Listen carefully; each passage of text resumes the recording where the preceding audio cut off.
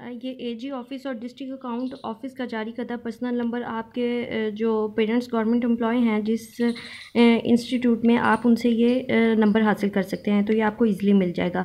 इसके अलावा जो सरकारी मुलाजिम हैं जिसकी बेसिस पे आप ये स्कॉलरशिप हासिल कर रहे हैं, उनका नाम उर्दू में और अंग्रेज़ी में लिख दें, और फिर उनका जो स्केल है, ओहदा है और स्केल है, और इसके साथ आपने प्रॉपर पूरा एड्रेस लिखना है कि वो किस सिटी से, किस एरिया से बिलोंग करते हैं, और उनका स्केल कौन सा है, 15 है, 16 है, 17 है, तो आपने वो लिख देना है। और सरकारी मुलाजमा की वल्दियत, आपने उन अपने पेरेंट्स की इंफॉर्मेशन लिखनी है, और फिर आपने उनकी गवर्नमेंट एम्प्लॉय जो हैं, आपने उनकी डेट ऑफ बर्थ लिखनी है, और आपने घर का जो परमानेंट एड्रेस है आपने उसको तफसील से लिख देना है, और जो सरकारी मुलाजिम है उनका फ़ोन नंबर लिख देना है। इसके बाद आ जाते हैं सरकारी मुलाजमा की जो करंट स्टेटस है, उन्होंने लिखा हुआ है कि कैफियत क्या है, कि गज़ेटेड है और नॉन गज़ेटेड है। सबसे ज़रूरी चीज़ होती है कि आपको पता हो कि गज़ेटेड क्या होता है और नॉन गज़ेटेड क्या होता है। गज़ेटेड वो होते हैं जिनका स्केल 16 या 16 से ऊपर होता है, मतलब वो हाई स्केल वाले ऑफिसर्स होते हैं, और नॉन गज़ेटेड वो होता है जिनका 15 और 15 से नीचे होता है। तो आप इस इंफॉर्मेशन को सुन लें और फिर उसके अकॉर्डिंग फिल कीजिएगा। और दूसरे नंबर पे उन्होंने पूछा है कि हाजिर सर्विस है, रिटायर्ड हैं, फौजशुदा हैं या माजूर रिटायर्ड हैं, तो इनमें से जो कंडीशन फुलफ़िल होती है आप उनको फिल कर दें। और रिटायरमेंट या मजदूरी की सूरत में तारीख़ रिटायरमेंट, जिस डेट को रिटायरमेंट ली गई, आप वो वाली डेट लिख दें। तारीख़ वफ़ात की सूरत में आप वो लिख दें। और क्या दौरान सर्विस हुई थी अगर डेथ, तो आप हाँ या नहीं लिख दें। क्या सरकारी फिर डेट ऑफ डेथ के बाद उन्होंने इंफॉर्मेशन पूछी हुई है, क्या सरकारी मुलाजमा पंजाब गवर्नमेंट का मुस्तकिल मुलाजिम है, क्या वो करंट सर्विसेज दे रहा है या नहीं दे रहा, तो आप उसके अकॉर्डिंग इसको फिल कर दें। फिर जो बेनवोलेंट फॉर्म की जो सैलरी में से कटौती हो रही है और हो रही होती है, तो आप इस पर लिख दें जी हाँ। अगर मुलाजमा डेपुटेशन पर है तो बेनवोलेंट फॉर्म की कटौती का सबूत, तो यह आप जिस इंस्टीट्यूट में पेरेंट्स पढ़ा रहे होते हैं तो उनसे ये वेरिफिकेशन हो जाती है।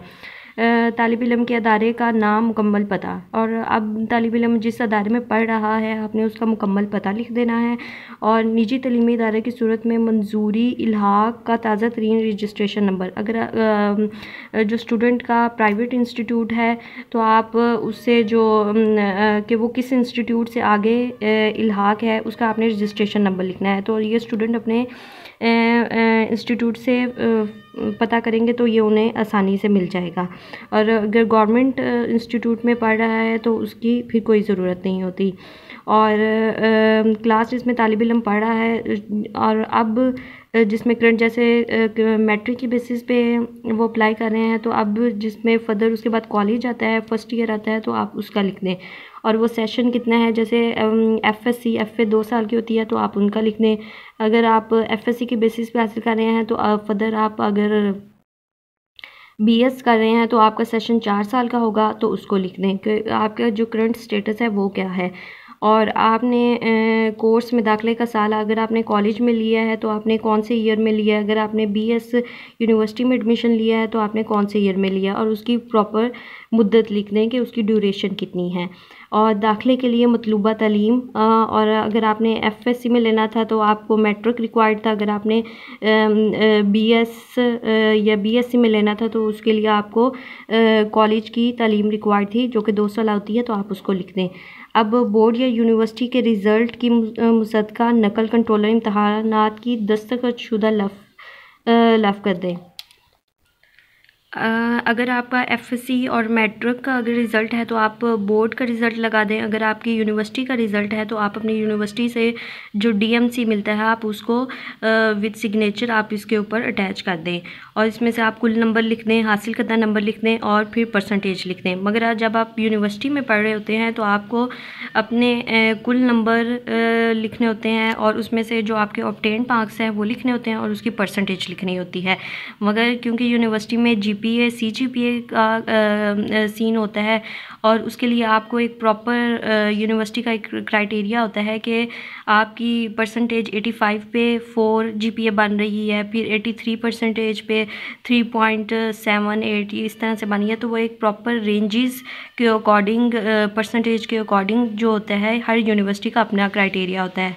कुछ यूनिवर्सिटी का 85 परसेंटेज पे 4 GPA होता है, कुछ का 81 पे 4 GPA होता है। तो हर यूनिवर्सिटी ने अपनी वेबसाइट पे भी इस क्राइटेरिया को दिया होता है, जो कि आप इजीली अपनी यूनिवर्सिटी की वेबसाइट से भी हासिल कर सकते हैं, या अपने अदारे के जो एडमिनिस्ट्रेशन है उससे भी ये इंफॉर्मेशन हासिल कर सकते हैं। तो आपको ये बआसानी मिल जाती है।